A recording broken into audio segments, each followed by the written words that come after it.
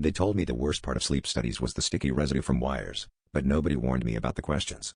After night 3 at the clinic, I woke to the researcher's clipboard hovering over me, her pen tapping. "Do you remember the visits?" she asked, her eyes too wide, too careful, like she was waiting for something I should know. I laughed it off, said I just remembered the electrodes and the endless beeping, but I noticed a thin red line on my forearm that hadn't been there the night before. I tried to brush it off as a scratch, maybe from tossing and turning, but the way the staff glanced at one another made my stomach twist. The next night, I lay under the fluorescent lights, unable to shake the feeling that someone was watching me even after the cameras blinked off. I dreamt of voices whispering in a language I'd never heard, of cold fingers tracing my skin. When I woke, 2 new scars crisscrossed my ankle, looking surgical, too precise for an accident.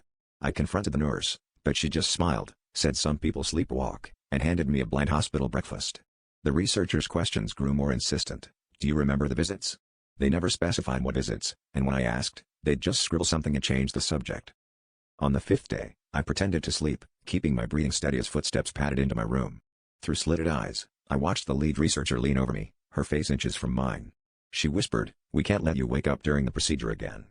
My heart hammered, but I stayed perfectly still. Cold metal glinted as she pressed something sharp into my arm, and I fought every instinct not to scream.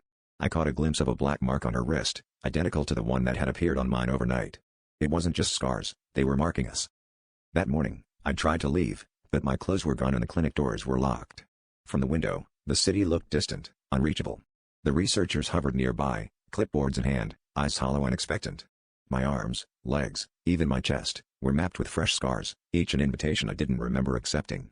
As the lead researcher stepped into my room, needle glinting, I finally understood, the visits weren't mine. They were theirs. And tonight, when I close my eyes, I'm terrified I'll finally remember everything they've done.